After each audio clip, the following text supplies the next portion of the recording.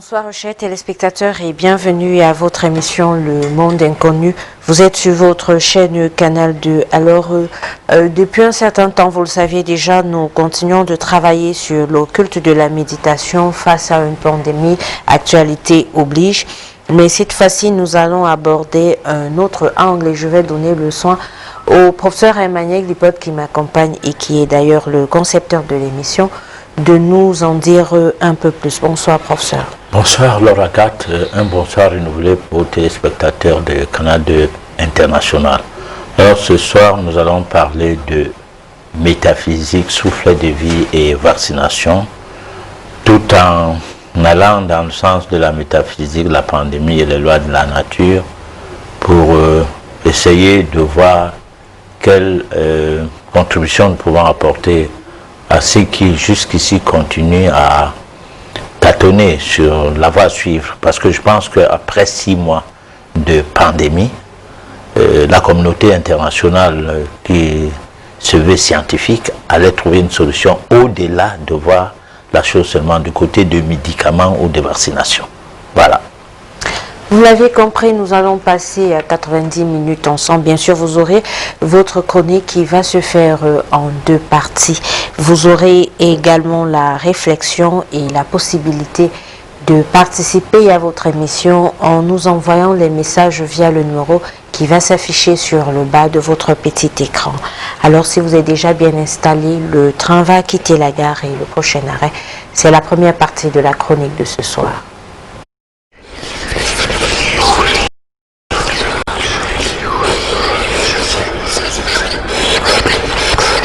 Métaphysique, soufflet de vie et vaccination.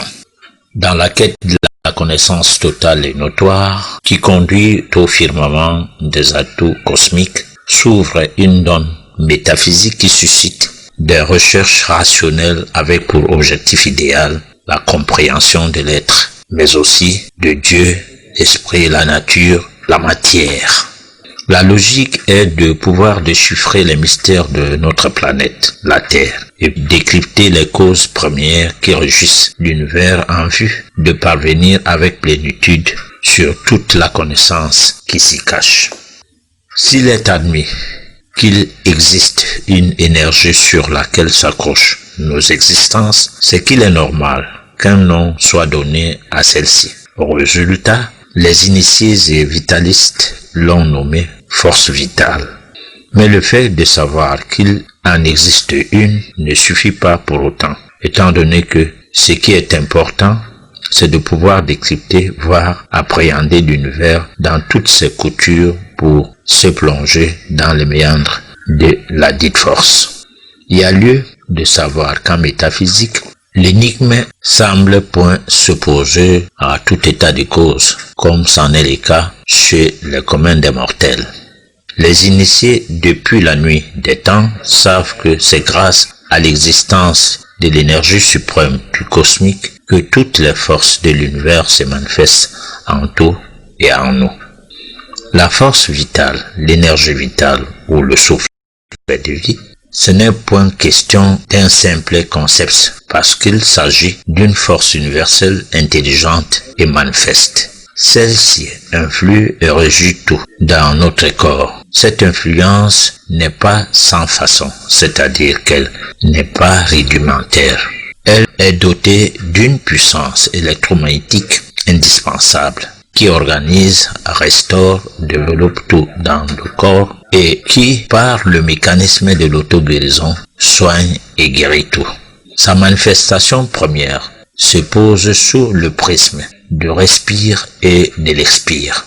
L'air ou l'oxygène exhalé à chaque instant est le principal aliment de la dite force vitale. C'est la plus belle manière de la nourrir. C'est ce qui va pérenniser pour un temps plus ou moins long la vitalité en chacun de nous. Le respire et l'expire va donc assurer naturellement la vie, en association de l'hydrogène et les nutriments. Cela consiste à connaître, respecter, prendre soin de cette énergie vitale qui nous est inhérente pour qu'elle puisse, plus ou moins, ne nous quitter rapidement tout le long de notre existence. Le mode de vie va dans le sens du choix à opérer, le type d'alimentation qui influe en toute évidence notre évolution tant physique, psychique que métaphysique ou spirituelle.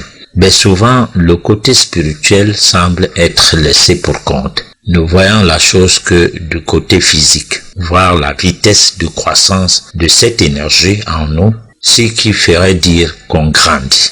Tant qu'un désordre ou un quelconque dysfonctionnement n'ait eu lieu, l'énergie vitale restera intacte et on va assister à des manifestations du genre. Une plaie qui cicatrise sans interventions extérieures, une fièvre salutaire qui neutralise l'infection, une côte brisée qui ressourcifie seule, sans même pouvoir la plâtrer, une diarrhée qui sauvera d'une intoxication, une quelconque inflammation tissulaire qui attirera localement des liquides nutritifs et immunostimulants. La douleur bien qu'attirant l'attention vers une zone en souffrance s'estompera seule comme s'il s'agissait d'un mal banal. Ce sont là les principes qui président au devenir sanitaire de l'être humain tant que celui-ci ne transgresse pas les grandes lois biologiques. Ce dernier n'aura point besoin d'artificialiser ses cellules par les médicaments, moins encore par les vaccins, et sera donc à l'abri d'une médication de nuisance qui ne profite personne, ni les propriétaires de firmes qui fabriquent de tels produits, les industriels, ni ceux qui les prescrivent aveuglement, les médecins, car ne tenant pas compte de la haute toxicité qui découle de cette manière de prendre en charge les humains, tout en ignorant bonnement qu'ils mettent simplement la vie de leurs patients en danger. Mystiquement parlant, l'actualité de la pandémie se veut scientifique et spirituelle, c'est-à-dire les dirigeants de notre planète se doivent à plus de responsabilités. Ils doivent savoir que l'heure a sonné pour d'importantes réformes à envisager pour la refonte du système scolaire en vue d'une formation de la masse populaire pour un bon choix de mode de vie respectant toutes les lois de la nature, respectant Dieu. Alors, professeur, vous parlez du respect des lois de la nature. On revient encore là-dessus. Mais aujourd'hui, vous faites également allusion aux grandes lois biologiques. On aimerait bien savoir de quoi il s'agit exactement. Alors, les lois biologiques, ce sont des lois qui sont accrochées à la vie. C'est-à-dire que c'est des lois qui considèrent, qui prennent en compte l'existence de la vie dans l'organisme. Parce qu'on a l'impression que l'organisme est une matière inerte, qu'il n'existe pas la vie dedans, que le battement de cœur c'est juste un mécanisme et plus ou moins comme serait n'importe quel mouvement qui concernerait un environnement donné, que les poumons fonctionnent comme les simples soupapes qui ont pris peut-être un rythme à le faire de manière très simple, sans toutefois tenir compte que derrière tout cela se cache la vie. Parce que la vie est donc en rapport avec les lois de la nature, qu'à l'intérieur du corps, il y a aussi les lois biologiques. Les lois biologiques, parce que lorsqu'on parle de la biologie, ici on fait allusion aux cellules. Et c'est les cellules qui sont des êtres vivants qu'il faut respecter. Est-ce qu'on respecte donc les cellules en refusant d'écouter leur langage? Est-ce qu'on respecte donc les cellules en imposant au système de fonctionnement de l'organisme des mécanismes artificiels dans un milieu naturel, alors qu'en réalité, les méthodes qu'on utilise jusqu'ici, jusqu'aujourd'hui, depuis lors, jusqu'à nos jours, sont des méthodes qui font mal à l'organisme et qui ne respectent pas les cellules et qui ne font aucun effort, c'est-à-dire qui sont complètement opposés au fonctionnement de ces cellules-là, à la vie de ces cellules. C'est pour cette raison que nous pensons que la maladie ne peut pas s'éloigner de nous. De nous, ça veut dire de la population mondiale. Parce que bien qu'il y ait des essais cliniques pour des médicaments, comme pour dire qu'on prend soin de ne pas intoxiquer la masse, de ne pas embêter les malades dans le sens à les faire boire des choses qui vont les tuer directement. Mais on ne fait pas attention dans le sens à ce que les cellules soient réceptifs dans une certaine façon d'apporter l'appui à ces cellules-là. Si on considère la maladie comme le mal, le langage des cellules qui parle, donc le mal qui dit, et que on considère les soins de santé de la médecine officielle comme étant des soins rapides, efficaces, mais ne tenant pas compte de ces langages parce que c'est des soins symptomatiques et les symptômes sont les cris d'alarme des cellules. C'est-à-dire que c'est une manière où les cellules disent il y a quelque chose qui ne va pas, arrêter de faire ce que vous faites ou arrêter de nous imposer ci ou ça. Alors on va se retrouver toujours et toujours dans un monde où non seulement les maladies ne partent pas, on soigne toujours les malades pour les mêmes maladies et on décrète les maladies chroniques ou on les décrète carrément incurables. On demande à ce qu'on boive le médicament tout le temps jusqu'à la fin de sa vie, de ne pas arrêter de boire des médicaments. C'est comme une personne qui vend des beignets au quartier et donc vous êtes obligé de manger ces beignets tous les jours. Et de manière récurrente, parce qu'il peut arriver que vous mangiez les beignets de cette personne plusieurs fois par jour. Parce que votre consommation de beignets, la consommation de ces beignets-là, va même entraîner de fausses famines. Et là, dans ces cas, vous partez d'un beignet par jour, vous vous retrouvez à 2 beignets par jour et vous vous retrouvez à 6 beignets par jour. Et là, finalement, ce n'est plus la famine, ça devient autre chose. Voilà. Pour ça, vous parlez encore de la force vitale, mais cette fois-ci, vous insistez sur le fait que la force vitale, ou alors la nourriture, ce qui pourrait aider à pérenniser et à garder cette force vitale le plus longtemps possible, c'est d'abord la respiration et puis vient le reste. Et c'est-à-dire que on peut se passer du reste et se concentrer uniquement sur la respiration. Quand le bébé naît, il respire avant de manger. Alors s'il ne respire pas, il ne peut pas manger, donc il serait mort. Il peut ne pas avoir à manger pendant un bon bout de temps, mais il ne pourra pas supporter rester pendant un bon bout de temps sans respirer. Donc la première nourriture ou le premier aliment du soufflet de vie ou de la force vitale ou de l'énergie vitale, ça dépend de comment on veut nommer cela, est d'abord l'oxygène, le tout premier. Alors maintenant va venir tout après l'eau, l'hydrogène, et il viendra bien après alors les nutriments. Alors maintenant il y a un problème de formation. Si vous voulez que votre bébé ne soit pas malade, qu'il ne soit pas vacciné, qu'il n'ait pas de problèmes de pédiatrie et autres, commencez par l'allaitement maternel.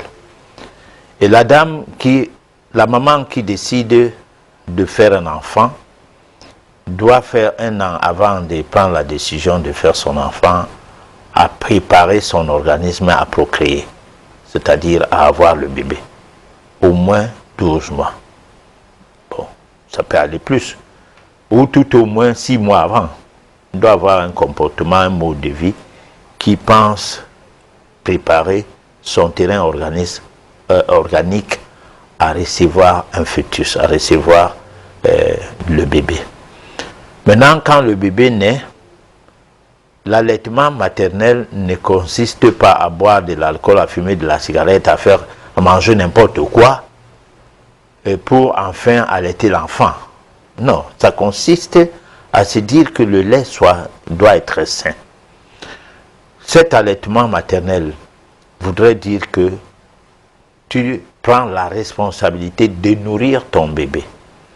Tu ne fais pas comme d'autres mamans qui, au lieu de nourrir leur bébé, vont plutôt se pencher sur des produits qui viennent des bêtes, par exemple le lait des vaches, oubliant que la vache ne fait pas son lait pour donner à l'enfant de l'homme.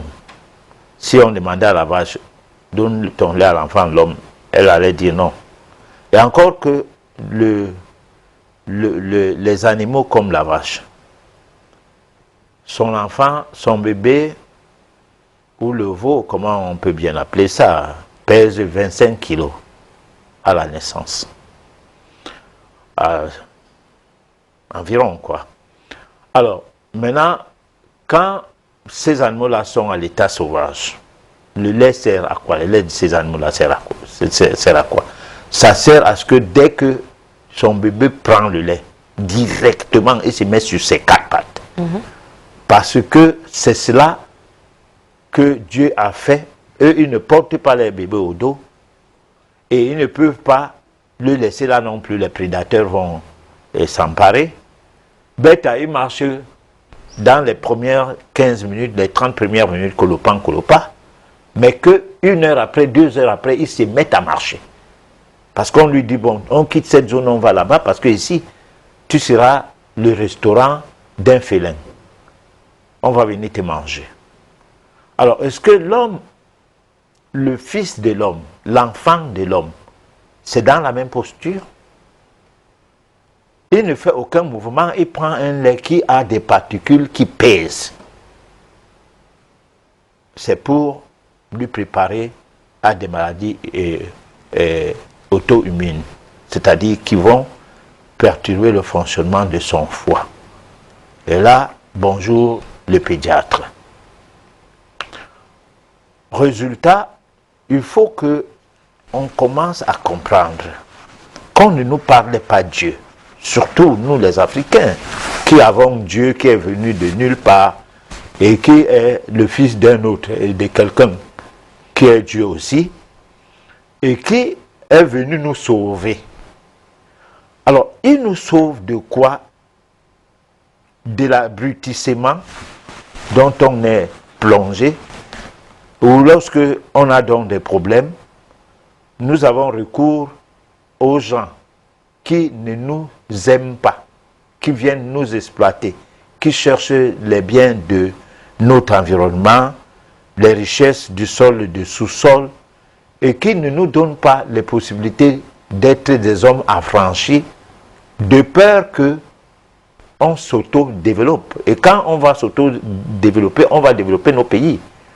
Nous sommes donc responsables, nous qui ne voulons pas comprendre que de tous les continents du monde, seule l'Afrique prend tout partout. L'Asie soigne ses enfants, l'Europe soigne ses enfants, l'Amérique soigne ses enfants. Nous, on ne soigne pas nos enfants. Nous ne mangeons pas nos nourritures, nous mangeons ce qui vient d'ailleurs. Ailleurs, quand tu viens avec la nourriture de chez nous, on pose beaucoup de questions avant de manger. Si quelqu'un, par faveur, peut manger avec toi, parce que l'amitié voulant, il veut bien te faire plaisir, il va manger ce que tu manges, mais avec beaucoup de questions. Mais nous, tout vient du laboratoire de Dieu au ciel, parce que qui dit blanc dit Dieu. Parce que beaucoup de noirs disent que ce qui dépasse un blanc, seul Dieu peut faire. Donc, le problème de souffler de vie, la pérennisation de la vie, part sur le fait que la question à poser est qu'est-ce que c'est que la vie? Lorsqu'on pose cette question, on va directement dans l'étude du vitalisme. C'est-à-dire que la philosophie qui est au-dessus de toutes les philosophies, qui débouche directement à l'essence divine, nous interpelle en ce sens que c'est nous qui devons aller vers ça. Parce que la connaissance ne se donne pas, ça ne s'achète pas, ça s'acquiert. De même, la culture générale n'est pas de ce monde. Dès que quelqu'un finit d'avoir ses diplômes, allez, il commence à se balader dans les télés et les radios, raconter des discours qui vont dans le sens à ce qu'on comprenne qu'il était à l'école. Alors cette école-là, le danger est que si on y va pour les diplômes, non pour la connaissance, c'est comme si on ne sait pas qu'est-ce qu'on allait chercher à cette école. Donc moi je pense que ce qui est du souffle des vies, c'est une situation qui voudrait que, en soignant les gens ou en se soignant, qu'on sache que si tu nais, tu ne manges pas, mais tu vas respirer. Du fait que tu aies respiré, c'est ça qui fait que tu deviens un bébé. Sinon, tu es mort-né. Maintenant que tu aies respiré, comment faire pour garder ce souffle de vie intact?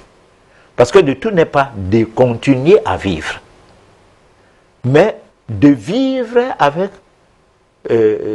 disons, un taux de vitalité idoine, un taux de vitalité décent, un taux de vitalité bien équilibré, afin qu'il n'y ait pas de couac du genre fièvre, paludisme, ceci, machin, tout ce que ça peut se raconter du point de vue symptomatique.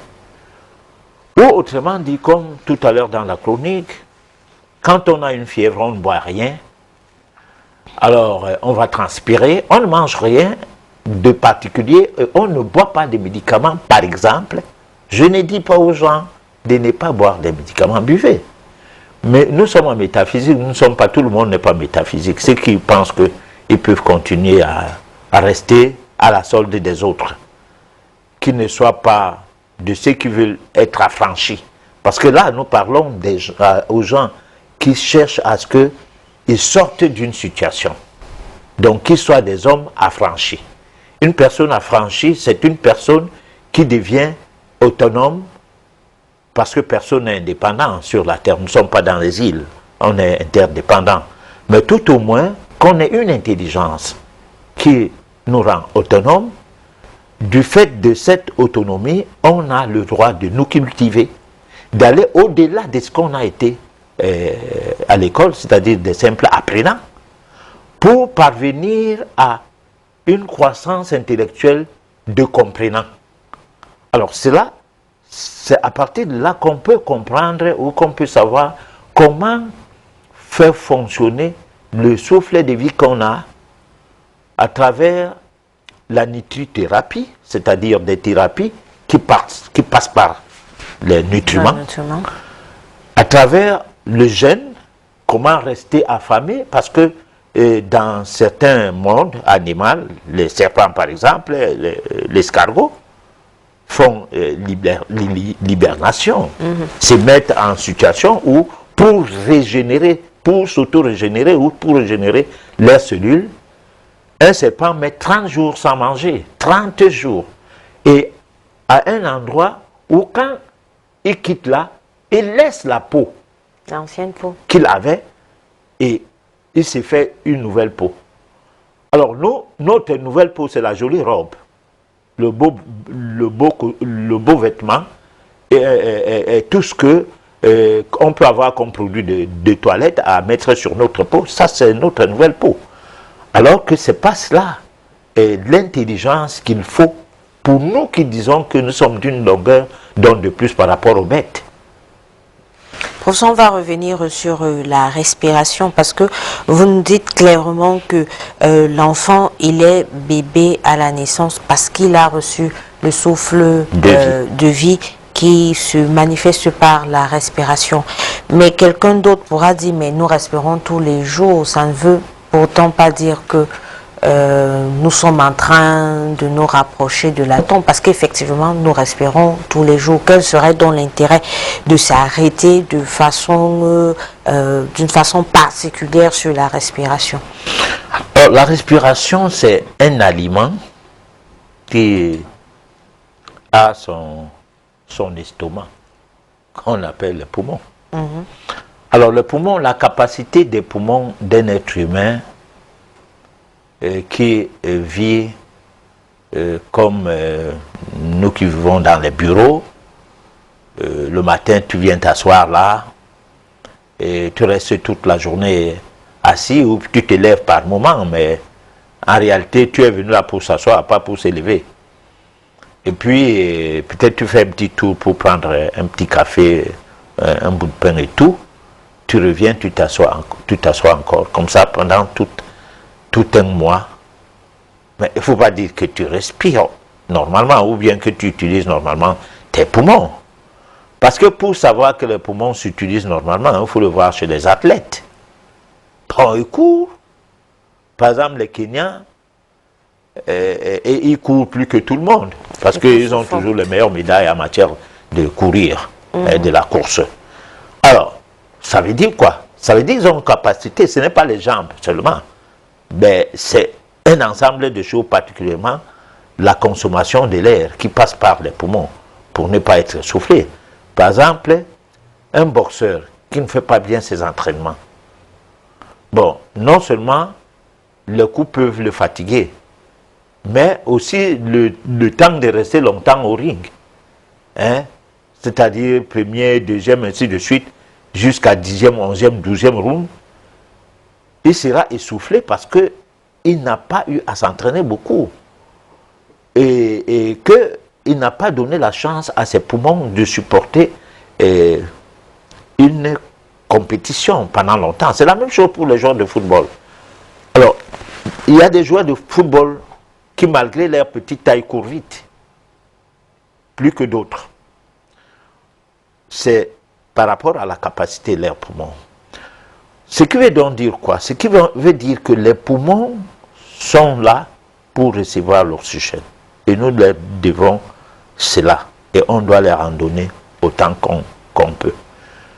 Et c'est parce que l'oxygène a un rôle essentiel, surtout au niveau du cerveau, mais dans l'ensemble de la circulation sanguine, qu'il faut absolument l'oxygène. Et que l'oxygène aussi a un rôle pour purifier les capillaires, les zones de filtrage du sang et tout, c'est pas moi quoi. Et là, on n'a pas à faire de la respiration quelque chose de banal. Parce que là où je suis assis, là, je pense que je respire. Ben, si maintenant il arrive un mouvement qu'il faille qu'on court vite, qu'on sorte de cette salle rapidement, de ce studio, quoi. Hein? Peut-être que avant d'arriver en route, certains d'entre nous seront essoufflés, peut-être particulièrement moi, parce qu'il ne faut pas tout voir la chose chez les autres. Donc, l'entraînement qu'on a à faire dans le cadre de la respiration n'est pas seulement un entraînement de nature à nourrir le corps, comme pour dire on respire quand même, mais c'est un entraînement à revivifier les organes, à permettre à ce que la circulation du sang soit améliorée, à faire en sorte que les cellules puissent se mettre à l'aise. Parce que cette respiration, cet oxygène-là, entre partout le sang entre, ça entre avec. Alors on va proposer la deuxième partie de la chronique et on va revenir pour la suite des questions. La méditation, la pandémie et les lois de la nature. Au cours de l'une de nos éditions, s'agissant du même thème, nous avons souligné qu'il n'est pas facile de définir la vie. Pourtant, c'est lorsqu'on sait ce que c'est que l'on peut comprendre les méandres de notre parcours existentiel. Malheureusement que, à cause de l'ignorance du mécanisme occulte qui obéit à l'énigme qui concerne l'ensemble des éléments produisant le phénomène vie, vous êtes très incapable de savoir d'où venez-vous, pourquoi êtes-vous là et où irez-vous après cette phase de votre existence. Car dès le premier instant de l'entrée de la force vitale en vous, et ce grâce à la pénétration du souffle de vie, à la sortie du fœtus du ventre de la maman pour accéder au stade de bébé. Vous devez savoir que la présence de ce souffle de vie est ce qui vous prodigue l'énergie vitale. Il s'agit d'une parcelle de Dieu qui est ainsi venue s'installer en vous et vous voilà un bébé. Sauf que seuls les initiés se rendent compte de l'ampleur métaphysique de tels mécanismes occultes.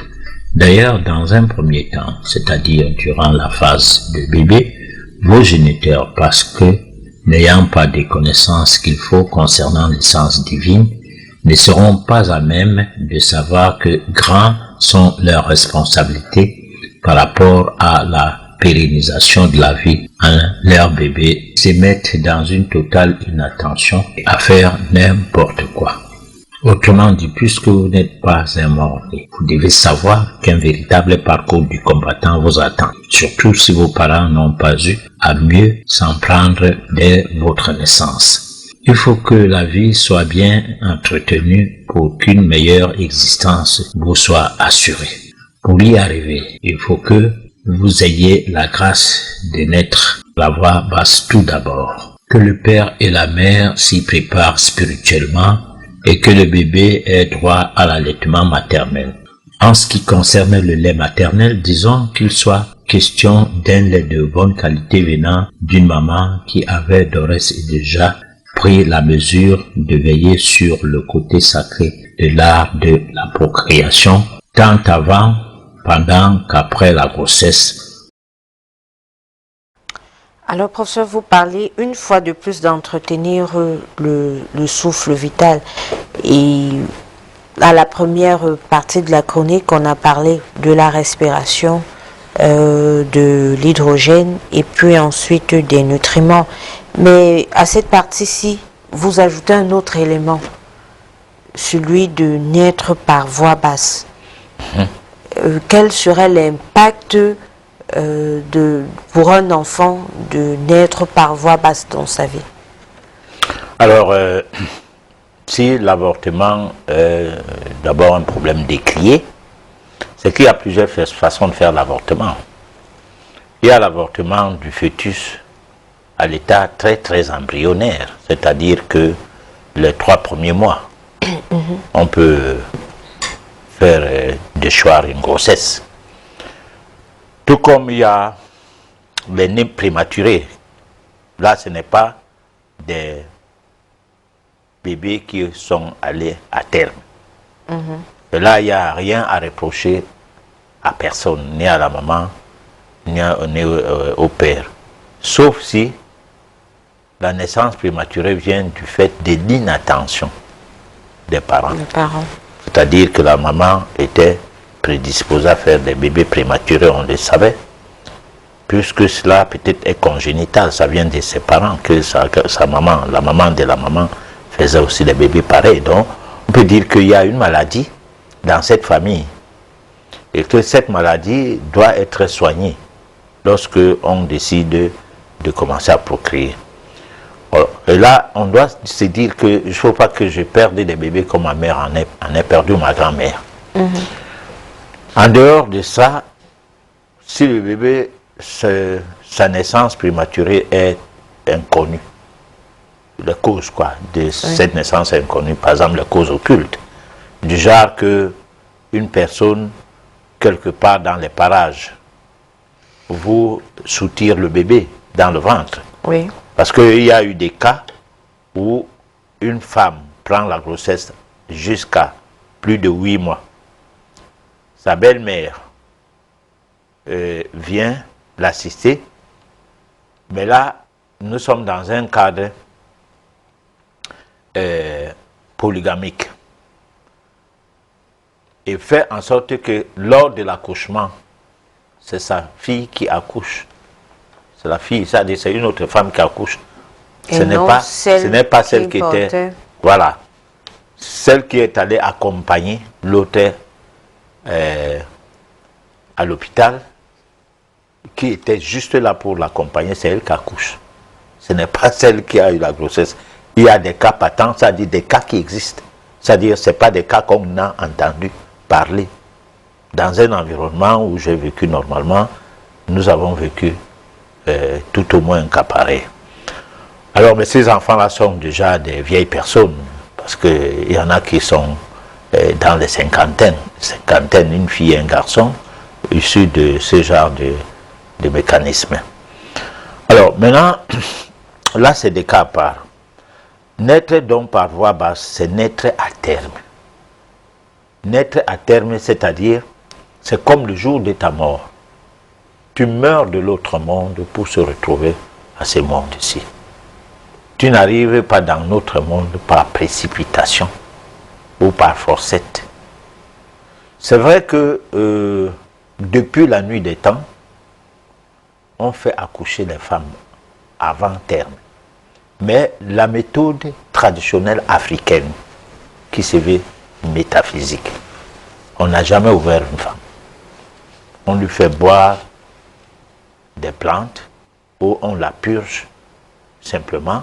Le bébé sort dans les conditions normales et sans douleur, en quelque sorte.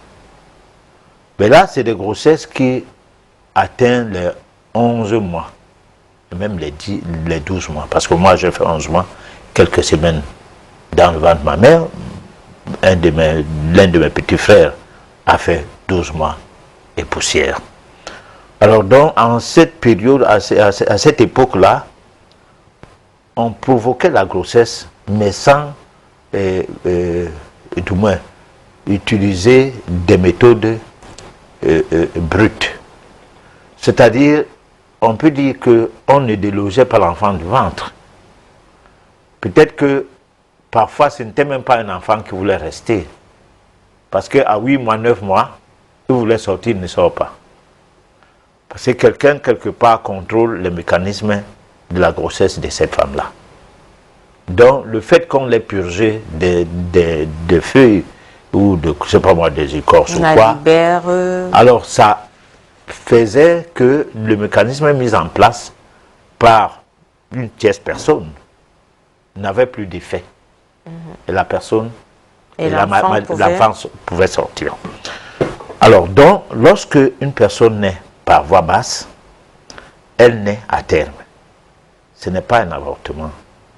On ne peut pas dire un avortement prématuré pour les césariens, mais c'est une naissance prématurée. Donc, il faut se dire que quand l'enfant naît à terme, qu'est-ce que, par rapport aux lois de la nature, cela représente?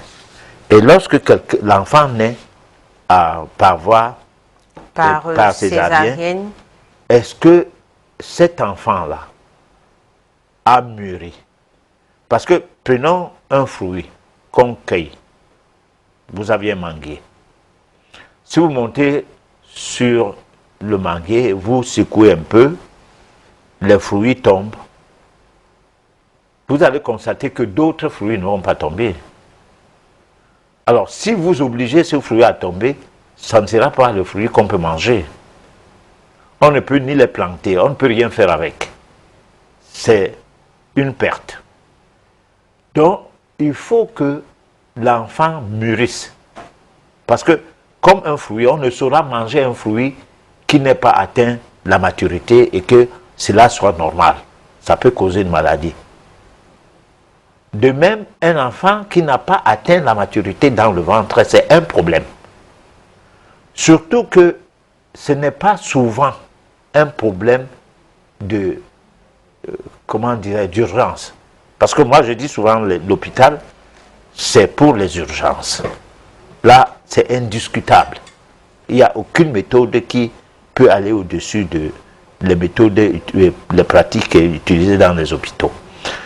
Mais il faut qu'il y ait une preuve d'urgence. Il ne faut pas qu'il y ait un mécanisme mercantile qui voudrait qu'on injecte une perfusion à une femme, on y mélange de produits qui vont imposer, du moins qui vont susciter le travail, du genre accompagné des douleurs, et puis avec ces douleurs-là, qu'on propose à la dame qu'on doit ouvrir son ventre parce que, ayant très mal, elle finit par accepter. C'est pas gentil, ces pratiques-là. Et en Europe, qu'est-ce qui se passe en France, par exemple, les femmes noires, la majorité, c'est pas césarien. On leur dit qu'elles ont des petits bassins. Bon, c'est des méthodes mercantiles.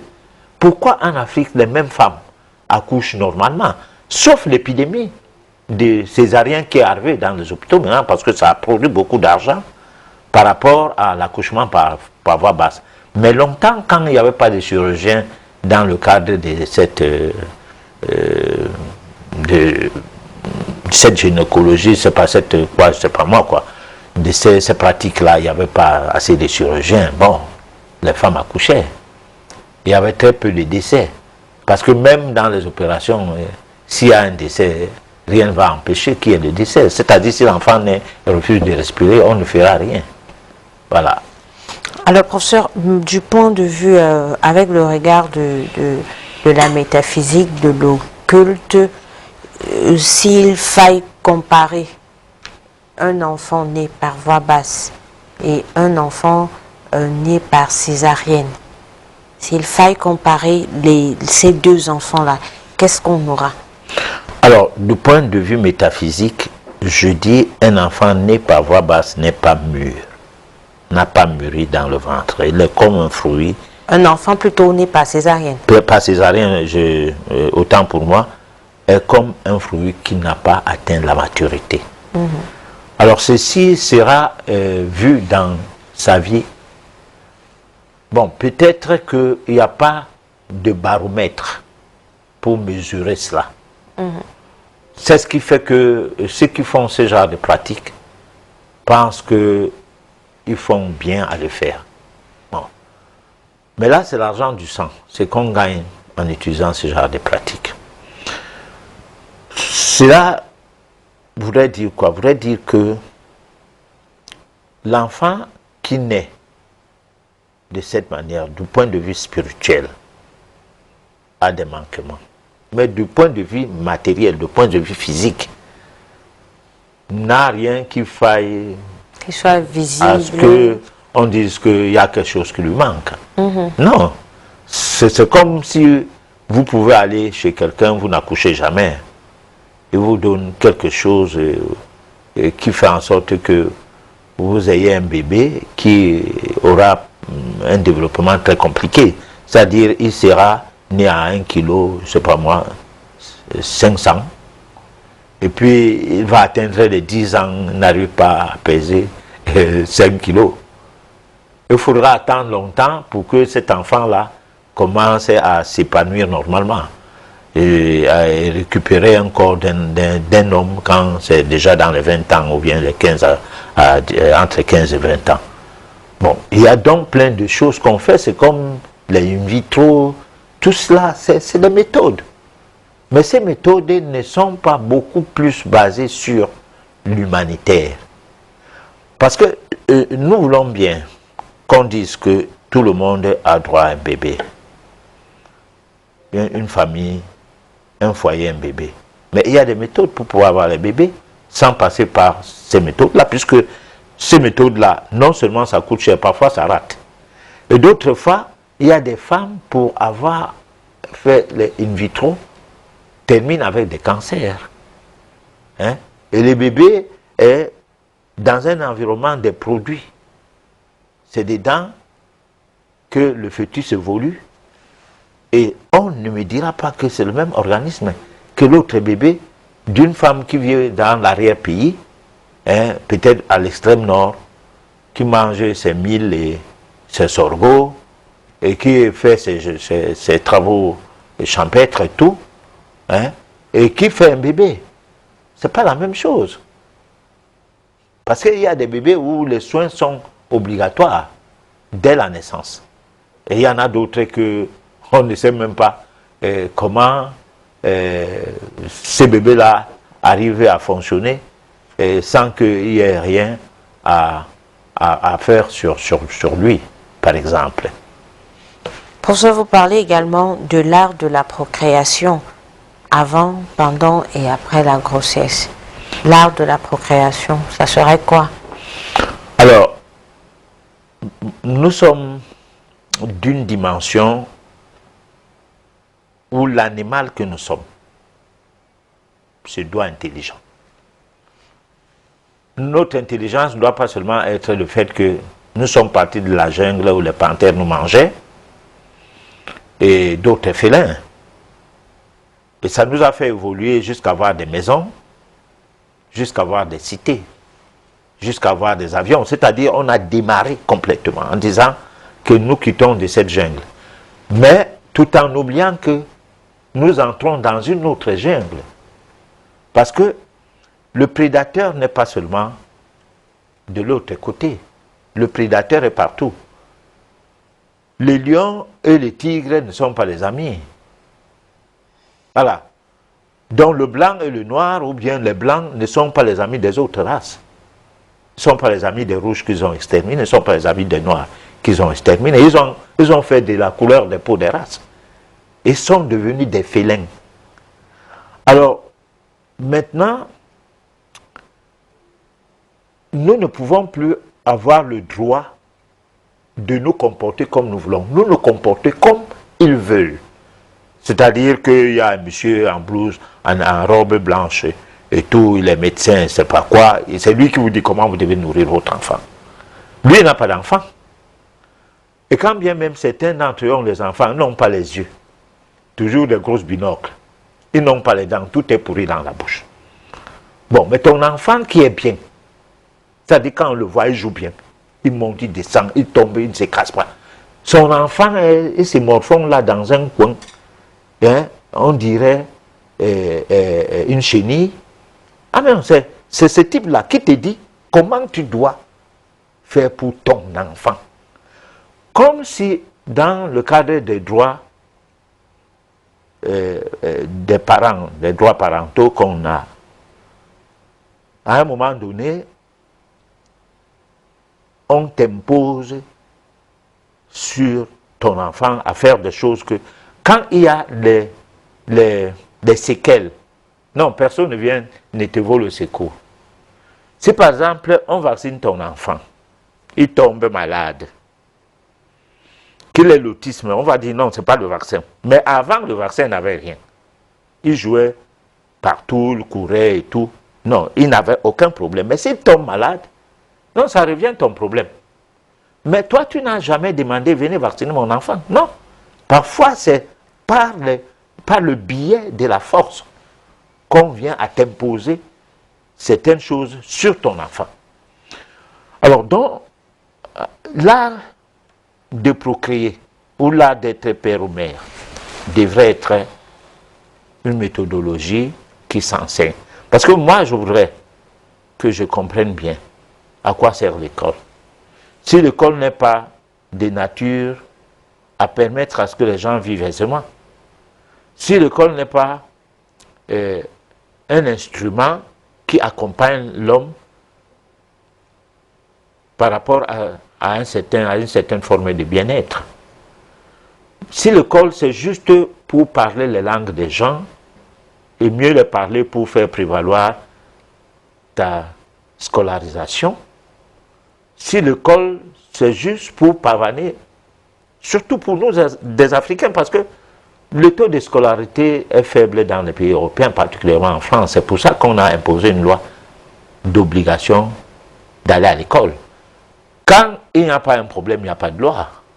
Mais si un État oblige les gens à faire quelque chose, c'est qu'il y a un problème. Il y a un problème, exactement. Bon, en Afrique, nous, on part à l'école parce que nous, on dit à nos enfants, sans l'école, tu ne seras rien.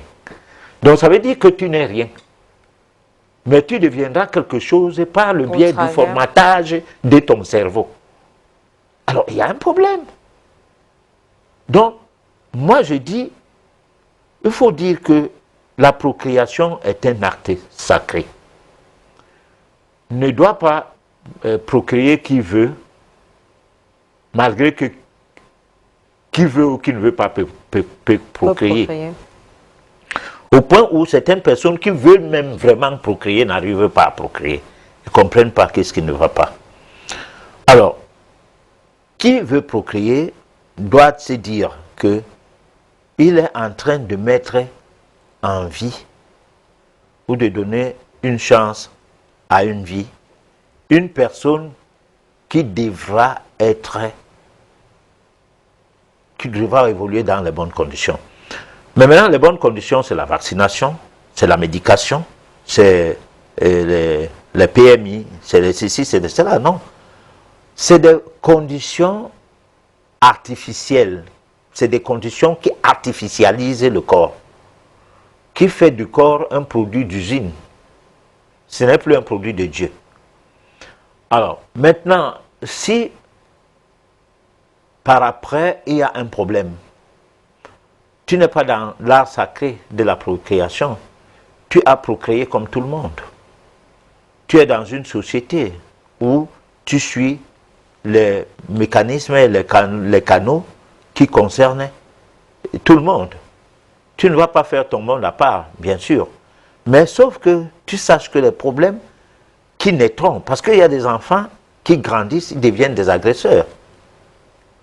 Peut-être parce que nés par césarien. Il y en a qui grandissent, c'est des jeunes filles qui ne veulent pas aller à l'école, ne veulent rien faire, sont dans la rue pour chercher à vivre dans une facilité pas possible, en disant qu'elles peuvent exposer leur corps dans un commerce du vieux métier des filles paresseuses. Alors, tout cela, personne ne peut savoir d'où ça sort. Peut-être un voyant, mais parce que on est venu le voir avec les parents pour demander que ma fille est sortie de la maison depuis, qu'est-ce qui se passe? Bon, le voyant va te dire que bon, cette fille-là n'a aucun problème avec la sorcellerie. C'est comme ça qu'elle est. Bon, comme ça qu'elle est comment? Tu vas te poser cette question, comme ça là, qu'elle est comment? Mais comment savoir depuis avant sa naissance, en passant par sa naissance, et pendant qu'elle était bébé, jusqu'au moment où elle devient enfant, et maintenant elle est adolescente? Qu'est-ce qu'il a eu comme manquement? Parce que il y a tout. Il y a, par exemple, qu'on ne gronde pas l'enfant, quelqu'un sort là, il dit, c'est un bébé, il faut lui parler doucement, il va comprendre. Hein? Il n'est pas encore à l'âge de comprendre. Donc tout ça, tout ce que l'enfant a besoin dans ses caprices, allez, on résout le problème. Mais après un temps, les besoins seront énormes au point où on ne peut plus rien faire. Et là, l'enfant va se retrouver dans un autre cadre. Pourtant, tu as comme ça deux enfants. Celui à qui tu dis, tu t'assieds là, tu ne fais rien, je ne te donne rien. Il pleure, il s'éteint. Tu lui dis, tu pleures même encore, je te tape. Il pleure, il s'éteint. Et puis, il s'arrange que quand mon père a, il me donne. Quand il n'a pas, il ne me donne pas. Quand ma mère a, il me donne. Quand il n'a pas, il ne me donne pas. Mais l'autre, tu donnes absolument. Tu ne donnes pas, c'est mort donc. Alors pour ça, puisqu'aujourd'hui on parle de la force vitale, j'aimerais bien qu'on fasse un peu le lien qui pourrait exister entre cet enfant qui est né par césarienne et la force vitale. Est-ce que l'enfant né par césarienne aurait, s'il existait un thermomètre de la force vitale, aurait moins de degrés de force vitale que celui-là qui serait né par voie basse? Alors là, ce serait impossible de comprendre ce qui peut se passer du moment où le souffle de vie est venu s'implémenter dans le fœtus, que l'enfant soit devenu bébé. Il est difficile de dire que cet enfant, son taux de vitalité est moins que le taux de vitalité de l'autre enfant né par voie basse. Il est né, il a la vitalité, il va jouer comme tous les enfants, il va aller à l'école, peut-être qu'il aura même des bonnes notes par rapport à des enfants qui sont nés par voie basse. Et du point de vue matériel, on ne peut pas trop distinguer les choses, même si on peut distinguer aussi les choses du point de vue matériel. Mais du point de vue occulte, ce n'est pas un enfant qui fait bien l'école qui sera utile un jour dans la vie.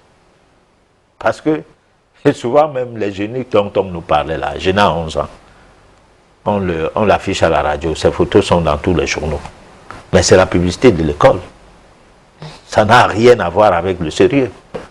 Parce qu'on ne peut pas dire que quelqu'un qui récite des cours comme un magnétophone, hein, a le temps de réfléchir sur ce qu'il raconte. Non.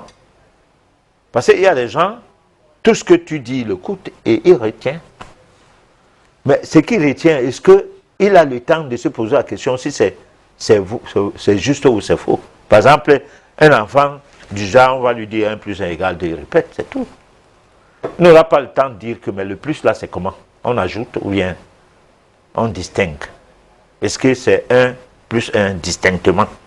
Ou bien 1 ajouté à 1? Non, il n'a pas ce temps. 1 plus 1 égale 2, il répète. Bon, alors là, dedans, ils sortent donc des gens qui sont bien pour des grandes entreprises, qui ont besoin de gens magnétophones, des personnalités, des personnages magnétophones, c'est-à-dire des gens qui sont capables de suivre une conférence et faire le rapport. Au même moment où on finit la réunion, vous remettez le rapport directement et sans faute. Parce que tout ce que chacun a dit, c'est instantané. Il écrit seulement. Il ne demande même pas que arrête, tu disais même quoi. Non.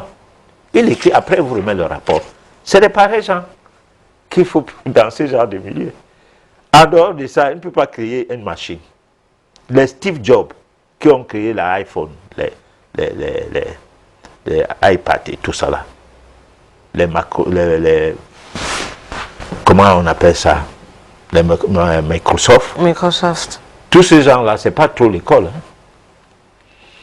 Lorsqu'on regarde dans la gamme des personnes qui nous permettent d'avoir un certain nombre d'outils dont nous utilisons aujourd'hui, dont les inventeurs, les Noirs africains qui ont eu la part belle dans les inventions que le monde bénéficie de ça aujourd'hui, la télé, les antennes paraboliques, les ceci, les cela, ces Noirs-là n'ont pas fait l'école parce que ils n'avaient pas le droit d'aller à l'école. C'était des fils des esclaves.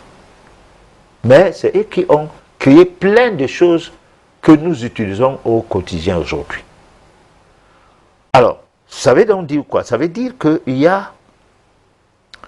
Et puis, je ne vois pas comment ces Noirs, on les faisait accoucher par césarien.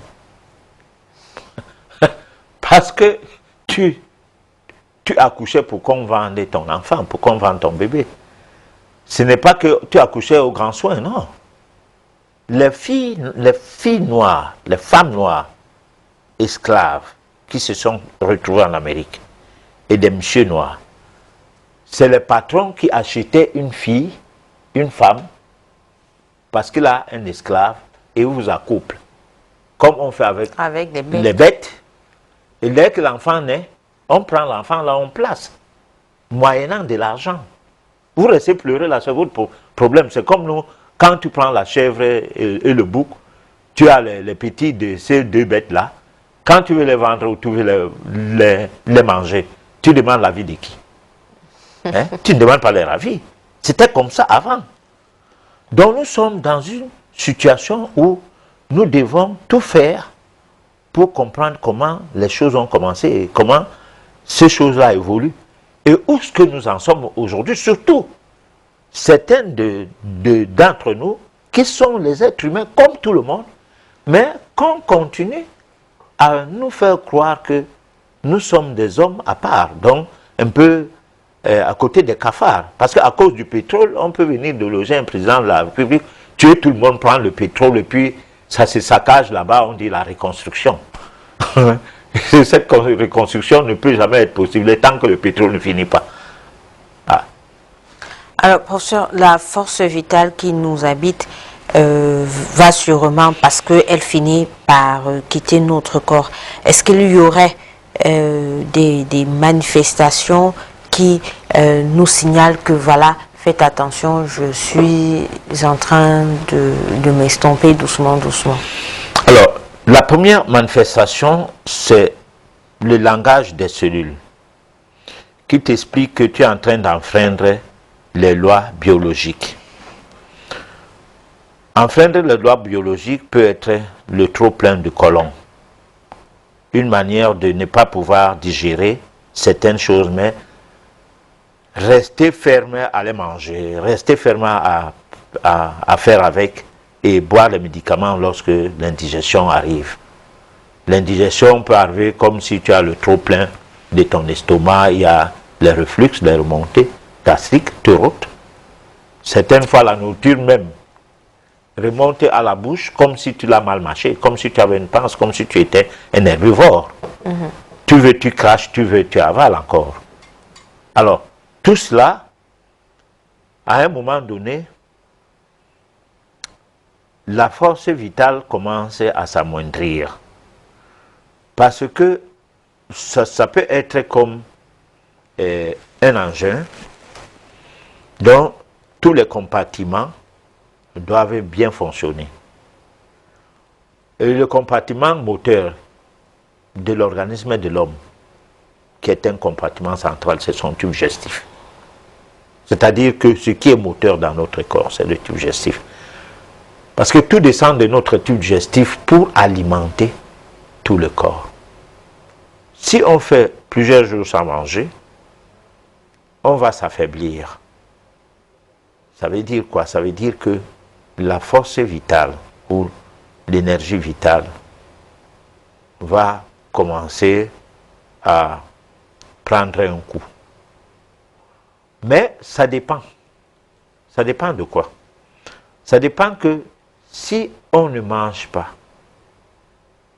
par des mécanismes curatifs, c'est-à-dire le jeûne, on prend les mesures pour le faire, on a un affaiblissement, certes, mais cela n'est pas pareil comme une personne qui manque de nourriture et qui tombe dans un état psychologique, qui fait en sorte que c'est la personne même qui a peur de mourir. Parce que, ne mangeant pas, il dit, avec cette histoire, je vais mourir. C'est pourquoi on dit la famine est la première maladie. Dès que tu manges, tu guéris. Mais si c'est que tu décides de faire un jeûne de 24 heures, c'est-à-dire tout le temps, tu manges une fois par 24 heures, donc tu jeûnes, et que pendant que tu manges en se disant que je ne dois pas faire un trop plein de mon tube digestif. Donc tu as un jeûne court de 24 heures, un jeûne moyennement court de 48 heures, tous les 2 jours tu manges une fois. Tu ressembles à certaines bêtes que dès que tu manges, elle se rassasie, elle ne mange plus. Le lion ne va pas à la chasse quand il n'a pas faim. Il part à la chasse lorsqu'il a faim. C'est pourquoi souvent, même les petits animaux comme ça, le dépassent à suivre.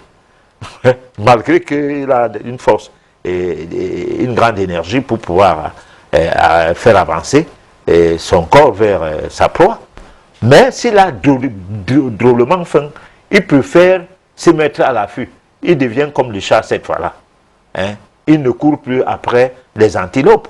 Parce que même l'antilope peut le dépasser à attraper. Donc sa famille a atteint un niveau de dégradation, du moins fonctionnel de ses atouts vitaux, au point où il doit se prémunir. Là, il est malade à cause de la famine.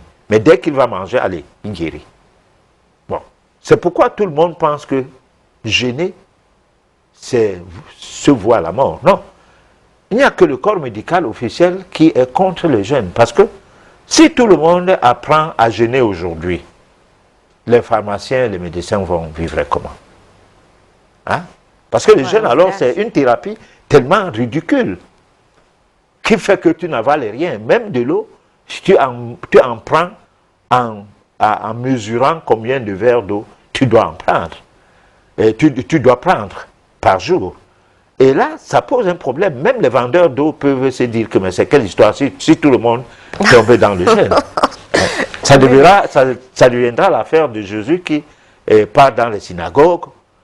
Les gens sont là, ils vendent du poisson, d'autres du pain et tout. Lui il prend 5 pains pour nourrir 3000 personnes. Mais personne ne pouvait aimer l'homme là. C'est pourquoi lorsqu'il fallait sortir une sentence par rapport à son jugement, on a dit entre Barabbas et Jésus, on vous donne qui non, on dit Barabbas. Lui au moins, il était quelqu'un qui tuait les soldats romains. pour nous libérer. L'autre là, lui, il ne nous servait à rien. Il était là pour faire en sorte que notre commerce ne marche pas, nos infirmeries ne marchent pas, parce que lorsqu'il y avait des synagogues, il y a les médecins qui venaient s'installer quand il y aura un accident ou quand il y aura quoi. Mais tout le monde, quand quelqu'un est malade, il soigne miraculeusement. Les gens ont faim. Ils prennent 5 poissons avec quelques bouts de pain. Allez, il leur donne. Ça ne peut pas marcher. Ce genre de situation, ça fait... Alors, professeur, en plus du langage des cellules, quel autre signe on pourrait avoir des signes, en fait, on va dire quoi, des signes précurseurs qui nous disent, voilà, l'énergie, la force vitale est en train de... Il y a par exemple, dans le langage des cellules, il y a la peau. La peau peut changer. Dans le langage des cellules, il y a les vertiges. Dans le langage des cellules, on ne contrôle plus ses urines, on urine à tout moment. C'est tout le langage des cellules, parce qu'il y a des cellules qui sont là pour la rétention des urines, mais qui n'arrivent plus. Tu urines seulement, tu urines. Bon, donc le langage des cellules va dans tous les sens. C'est ce langage de cellules-là qu'on soigne à l'hôpital de manière symptomatique. C'est-à-dire que tu viens avec... les oreilles qui coulent de l'eau ou bien du pus ou du sang, on donne le nom à ça. Bon, mais pourtant c'est un discours, hein, tout grand comme ça là, parce qu'il faut chercher son origine, sinon ce que tu es en train de faire là risque de dégénérer. Voilà. Ok, on va donner la possibilité à nos téléspectateurs de découvrir ce que nous avons prévu pour eux dans le cadre de la réflexion, et on va revenir pour la suite de l'émission. À propos des vaccins, et vous attendez une réponse, quelle qu'elle soit. Alors je vais vous proposer une chose très simple. Oublions les lois, oublions les obligations, oublions les droits de l'homme, oublions la Constitution, oublions les politiciens, les laboratoires, les commissions qui versent aux politiciens pour nous imposer leurs produits. Oublions absolument tout ça et redevenons de simples êtres humains. Vous êtes un être humain, vous avez un enfant, votre voisin vient et vous dit « je vais lui injecter un produit chimique ». Quelle serait votre réaction immédiate? Ce serait déjà, d'abord, vous injecteriez un môme, premièrement, il n'y a aucune raison, parce que sinon, moi, je vais faire pareil, je prends une seringue et puis je vais l'injecter à votre môme. Ensuite, logiquement, est-ce que vous n'allez pas vouloir savoir ce qu'il y a dans le produit qu'on va injecter à votre môme? Et puis alors là, vous allez lire ce qu'il y a dedans. Et puis, vous allez découvrir qu'il y a de la morora, de l'aluminium, un tas de trucs, mais qu'est-ce que ça vient faire dedans? Alors vous allez chercher. Et quand vous allez chercher, vous allez tomber sur les études, et il y en a deux sortes, c'est pas compliqué. Il y a celle que vous présente celui qui a fabriqué le produit, et lui il vous dit tout ça c'est très bien pour votre enfant, et puis il y a toutes les études qui sont des autres laboratoires, de ceux qui n'ont pas fabriqué ce produit, et qui vous dit tous, attention c'est hyper dangereux, c'est hyper mauvais, de toute façon au pire, ou votre môme il a la mort subite, parce que ça c'est des maladies qu'on invente justement pour justifier les vaccins. Donc, quand il y a trop de mômes, on appelle ça mort subite, ça devient une maladie, comme ça, qui n'a jamais existé avant, mais qui existe depuis qu'on met les vaccins. Voilà, vous allez avoir la sclérose en plaques, vous allez avoir le cancer, vous allez avoir tout ça, mais dans le meilleur des cas, s'il arrive, s'il est très costaud et tout, puis qu'il survit à tout ça, de toute façon, par l'aluminium accumulé, automatiquement, il n'atteindra jamais son niveau intellectuel logique, celui qui, normalement, est prévu génétiquement par vous. Bon, à partir de là, si vous décidez d'avoir des enfants pour les abandonner, que vos voisins font ce qu'ils veulent avec, moi je vous conseille de ne pas avoir d'enfants. Maintenant, si vous avez des enfants, vous en êtes responsable, et si ça n'apparaît pas dans les droits de l'homme, etc., c'est parce que c'est trop évident. C'est tellement évident que les parents sont responsables de leurs enfants, et que c'est leur mission, c'est votre devoir. Donc voilà, raisonnez à partir de bases comme celle-là, pas à partir des articles de journaux, de la télé, de la publicité pour les labos ou pour les politiciens, etc. Oubliez tout ça. Raisonnez en tant qu'être humain. Et puis à partir de cet instant-là, vous décidez, et vous êtes seul à décider, ou alors vous renoncez à votre droit parental, vous renoncez à être un vrai père ou une vraie mère. Mais si vous êtes un vrai père ou une vraie mère, vous décidez et personne ne peut s'en mêler. Alors, poussez encore un peu plus loin. c'est pas seulement votre voisin, c'est votre voisin qui essaye de balancer ses produits chimiques à tous les enfants du village. Est-ce que tous les enfants du village vont pas se réunir pour dire attends, tu restes chez toi, puis tu viens pas essayer de piquer le môme? Eh bien là, c'est pire. Vous avez une petite bande de quelques mecs qui essayent d'imposer ça à 65 millions de Français. Mais voilà, regardez simplement la proportion. Et dites-vous, à partir de là, bah moi je suis comme les 65 millions de Français, j'en vois peut-être les 10 ou 15 mecs qui essaient de faire ça. Et puis c'est tout.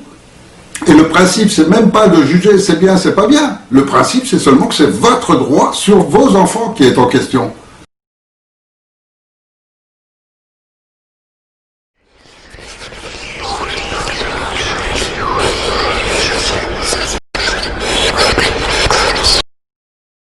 Alors, professeur, avant de prendre les questions que nous avons reçues de nos téléspectateurs, je voudrais qu'on revienne un peu sur l'élément que nous venons de voir.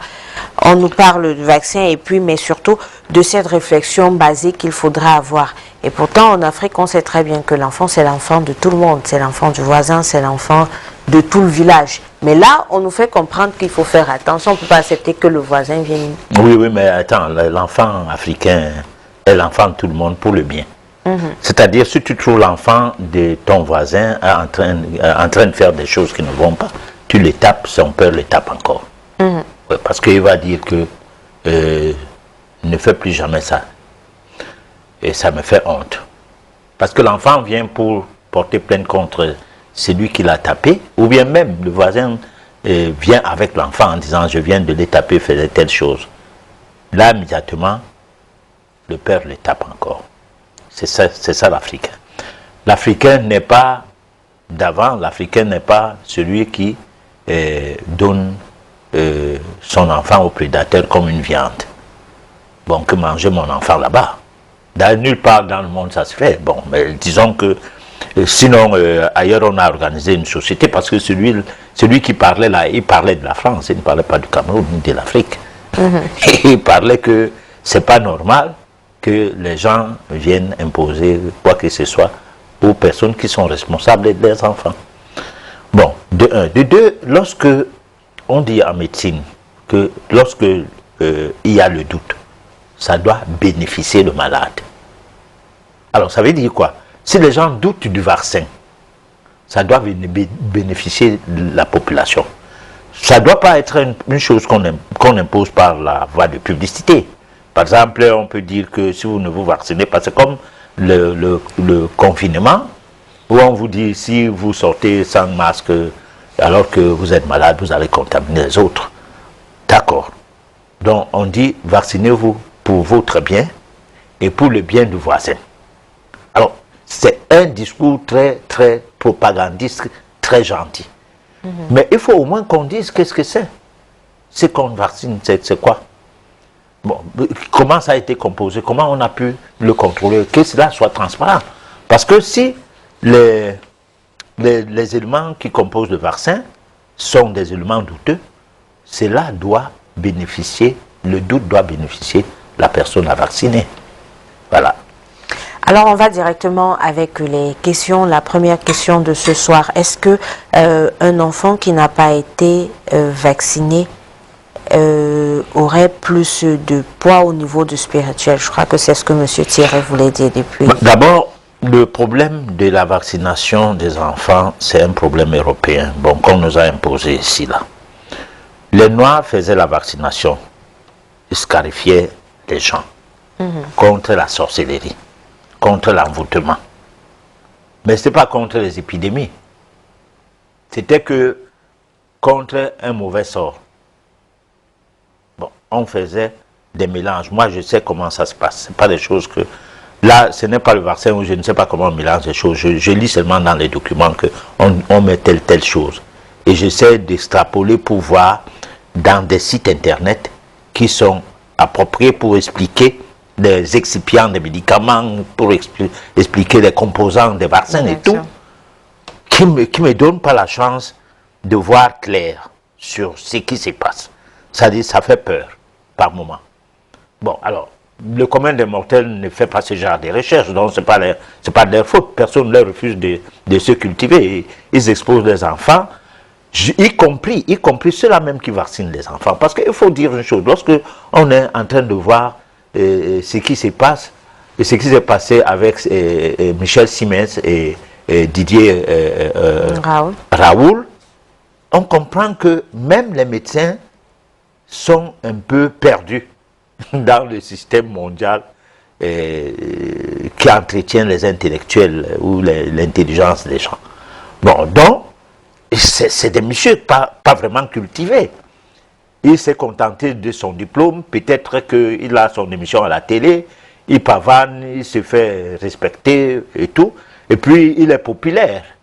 Bon, plus le fait qu'il a un diplôme des privilégiés, outre que le diplôme des médecins, qu'il soit le médecin des plateaux de télévision, sans toutefois aider la population à sortir des situations endémiques, pandémiques ou bien de maladies, mais il est médecin, c'est tout. Alors donc tout cela, il y a un soubassement des choses qu'il faut faire trop attention avec. D'accord. Alors, c'est vrai que la question n'est pas très... Waouh. Bonsoir, mais je voudrais savoir ce qu'il faut faire pour être comme vous, c'est-à-dire avoir une connaissance du monde invisible pour mieux vivre dans le monde matériel. Est-ce qu'il y a un mal à vouloir être initié pour développer son intelligence, se protéger contre les attaques mystiques et avoir un esprit d'imagination assez fort pour apporter plus dans l'évolution du monde? Je vais m'arrêter là parce que c'est assez long. Bon, alors, je ne sais pas, moi, je suis pas très sage, je ne suis pas très intellectuel, je ne suis rien de ce qu'il dit là. Je sais seulement que il y a quelque chose dans chacun de nous qui marche avec son tempérament. Et ça, j'ai aussi ça peut-être le mauvais tempérament, qui voudrait que je m'apaisantisse sur des choses qui sont nuisibles à l'être humain. Bon, maintenant, si quelqu'un veut faire comme moi, il y a d'abord là-dedans la culture générale. Et si par exemple, on veut se cultiver, ça veut dire qu'on doit beaucoup lire, on doit lire tout, lire des choses qui énervent. Parce que prenons par exemple, si tu es médecin, tu dois lire des livres sur le plan médicinal, dans le même temps que tu lis les livres sur la parapsychologie et tout. Et là, tu vas essayer de voir que les cahiers de cours, des cours reçus à l'université, il y aura des choses qui sont contraires à ce qu'on t'a enseigné. Et dans la lecture, il y a l'art d'apprendre qu'il faut abandonner vers l'art de comprendre. Parce que celui qui apprend ne comprend pas. Lorsque tu veux comprendre, ça entraîne une discussion avec l'enseignant qui, lui, il t'enseigne des choses qu'il n'a pas lui-même compris. Et ce n'est pas de sa faute. Il était là pour chercher son diplôme, il n'était pas là pour organiser une école ou un système scolaire ou bien pour enseigner le maître. Donc il était là pour écouter le maître et puis il applaudissait même quand le maître parlait la langue de Molière. Il retenait certains mots en disant le maître là très fort. Parce que moi je me souviens, à notre époque, les gens aimaient trop le maître qui parlait bien français. Voilà. Voilà. Alors l'autre question c'est comment expliquer le fait que mon fils dans son sommeil fait des grimaces et pleure toute la nuit? Qu'est-ce qui se passe? Il rêve, c'est tout. Il rêve, il n'est pas interdit de rêver. Le problème maintenant c'est de voir comment faire en sorte que cela ne soit pas gênant. Alors souvent, lorsqu'on rêve, il faut changer la position du l'ivoire ou bien la position de se coucher au lit. Vous pouvez ne pas avoir une chambre qui vous permet de changer de position de lit, mais de se coucher autrement et voir ce que ça donne. Voilà, ça c'est ce que moi je dis souvent aux gens, et puis certaines personnes, pas tout le monde quand même, ça marche. Voilà. Bonsoir, une recette pour accoucher sans douleur. Et puis ne devons plus vacciner nos enfants. Alors, je n'ai pas répondu à la deuxième question. Je ne pense pas que moi, j'ai le droit de dire aux gens de ne pas se vacciner. Non. Tout comme je n'ai pas le droit de dire aux gens, vaccinez-vous. Nous n'avons pas dit au cours de cette émission que les gens ne doivent pas se vacciner. Nous avons dit que quand tu as ton enfant, veille sur ton enfant. C'est tout. Bon, maintenant, la première... Une recette pour accoucher non, sans cette douleur. recette-là n'existe pas. Il n'y a pas de recette magique.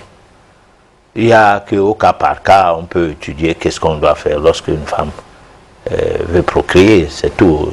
Ça peut marcher comme ça peut pas marcher parce que il y a des gens...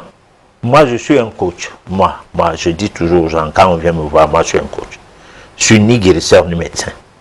Rien de tout ça. Mais un dossier médical bien étudié, de l'enfance jusqu'au moment où quelqu'un arrive à ton cabinet, tu étudies bien son dossier médical par rapport aux principes actifs consommés avec tous les excipients, que deux fois c'est un embrasement d'excipients. Tu prends le paracétamol et tu prends l'ibuprofène, et rien que les excipients sont antipathiques, ne s'entendent pas. Bon, en plus de ça, le principe actif et tout, tu vas voir comment certaines maladies se sont développées sur la base des effets indésirables qui étaient pourtant portés sur la notice comme n'étant indésirables qu'au moment où on consomme le produit. Mais qui par la suite se transposent en une maladie normale que tu n'avais pas avant. Alors donc, c'est ce genre de travaux que moi je fais et puis j'indique un peu la voie à suivre. Maintenant, avoir des recettes pour communiquer aux gens que fais ceci, fais cela, moi je ne connais pas de ce genre de recettes parce que faut que le cas soit étudié pour qu'on sache qu'est-ce que la personne a vraiment bien besoin. Et comment préparer le corps dans le but de procréer? Alors moi je dis souvent, la procréation commence par la préparation de toutes choses, pas seulement de la procréation, de tout ce qui regardait le schéma ou le chemin spirituel. Commencer par l'hygiène de vie, les modes de vie, le mode de vie. Le mode de vie commence par les décisions qu'on prend à faire un certain sport pour mieux respirer, à manger certaines choses au lieu des autres choses, à boire beaucoup de l'eau. Ça commence par là. Alors si vous faites ça pendant un an, je crois que vous aurez un autre corps avant de prendre la grossesse. D'accord.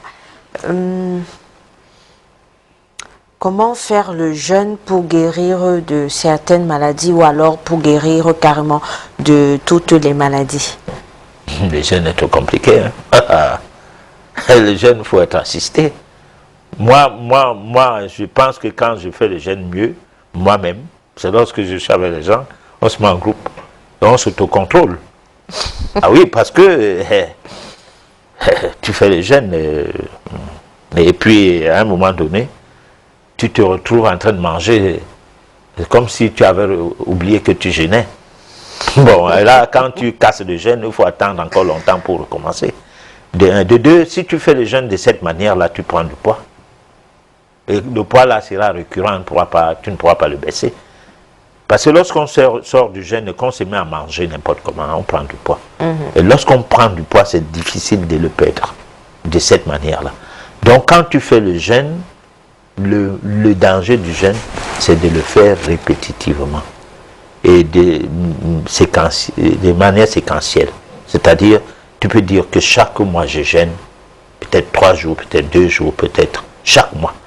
Alors là, souvent on conseille de jeûner lorsque la lune apparaît, lors de la nouvelle lune. Là, tu commences ton jeûne, et puis avant 9 jours de la lune, tu arrêtes le jeûne, tu attends le mois prochain. Mais pendant la période où tu ne jeûnes plus, ne fais pas, parce que souvent il y a un vide. C'est-à-dire, tu sens un vide, tu sens comment tu es léger, tu as besoin de remanger normalement. De te faire plaisir. Oui, te faire plaisir et même dire, c'est comme si tu t'es vidé. Alors si tu te mets dans la logique de manger normalement, alors ton poids bascule. Voilà. Alors, que pensez-vous des dons de sang? Les dons de sang ont un problème. Je crois que les globules blancs ont un certain nombre d'heures ou de jours que ça se renouvelle, d'accord. Mais les globules rouges ont 120 jours environ pour se renouveler. Les plaquettes sanguines ont un certain nombre de jours. Lorsqu'on vous enlève le sang, bon, c'est vrai, c'est les globules blancs qui sont les agents qui protègent l'organisme. Mais avant que ton sang ne se renouvelle, tu es exposé aux infections, c'est-à-dire aux attaques. Donc, souvent, moi je dis le don de sang est bien pour des personnes accidentées. Parce que là, c'est des vies qu'on sauve. Mais une personne qui avait un palu, qui est entrée à l'hôpital, on lui a placé une perfusion. Et au cours du temps que la personne prend la perfusion, le sang finit. On demande maintenant une transfusion sanguine, il y a un problème. Ou on a mis un trop plein d'eau dans son corps, c'est-à-dire la perfusion est allée au-delà que ça devait aller parce que les mecs voulant facturer, ils n'ont pas évalué le nombre de perfusions qu'il faut pour le malade par rapport à son cas. Parce que d'abord on place souvent des perfusions sans même faire des analyses du sang. Pendant que tu es sous perfusion, qu'on vient là faire le bricole. Simplement parce que quand tu entres, il faut qu'on te trouve un lit vide. Les temps sont durs maintenant. Il ne faut pas que les lits soient vides. Alors qu'il y a des personnes qu'on peut faire coucher sur ces lits. Donc on te place une perfusion directement. Hein? Sans aucun examen, sans aucune analyse. Donc comme ça, si vous perdez dans le sang, ce n'est pas de votre faute, c'est de la faute. Comme étant une erreur médicale. Et là, qui paye le prix? C'est toi. C'est le malade, bien sûr. Parce que c'est toi qui es malade, si tu veux, tu meurs. Et il faut qu'on te donne le sang. Alors, mais donc je dis, dans ces cas, c'est pas bien. On peut aussi donner le sang à une femme qui accouche, qui a perdu du sang, parce que c'est une vie qu'on veut sauver. Mais on ne doit pas donner du sang aux gens qu'on pouvait soigner autrement. Parce qu'il faut leur donner du sang. Parce que moi, j'ai vu, lorsque j'étais en Konsamba, à près de 130 km de la ville de Douala, à une époque, on avait pris le sang d'un albinos. On avait donné ça à une personne qui était malade à l'hôpital. La personne là, la pigmentation de sa peau avait changé pour plus de 3 mois. La ville de Konsamba, c'est une petite ville, c'est une histoire qui est vraie. Ceux qui ont vécu à cette époque peuvent le témoigner. Bon, donc, on ne va pas me dire que le Chinois a le même sang que le Bassa, le Huntu, le Bamdeke. Non. Chacun, son sang a des vibrations différentes du sang des autres en fonction de sa façon de vivre. Voilà. Donc le don de sang, c'est quelque chose qui prouve encore une fois de plus le chèque d'une certaine médecine, d'une certaine science en conscience. D'accord. Professeur, nous sommes déjà arrivés au terme de notre émission. Et un dernier mot avant de la conclure. Alors, il y a des mouvements en Europe anti-confinement et tout, particulièrement en Allemagne. Aujourd'hui, on a signalé ces mouvements. Et puis, le discours qui est sous ces mouvements, il faut le suivre de très près. Ça révèle quelque chose. C'est ce que je conseille aux gens. Et il faut que les Africains soient vigilants. Voilà. Donc, vous l'avez compris, le message, je crois, il est passé de rester vigilant, mais surtout de prendre le soin d'écouter ce qui se passe actuellement en Allemagne à cause du confinement qui apparemment veut être imposé. Ah, et pourtant, l'Allemagne est l'un des pays qui, quand la maladie était à son plus haut niveau, n'avait pas fait attention au confinement et tout le monde va à ses occupations, mais maintenant, il y a un retournement de situation. Donc, à vous de voir ce qu'il en est exactement. Nous avions été ravis de vous avoir nombreux ce soir. Merci de nous avoir prêté votre attention. Pour ceux-là qui n'ont pas eu les réponses à leurs questions, rassurez-vous, nous ferons le nécessaire pour que d'ici la fin de la semaine, vous puissiez avoir des réponses à vos questions. Nous nous donnons donc rendez-vous la semaine prochaine à la même heure et sur la même chaîne. D'ici là, portez-vous bien. Bonsoir.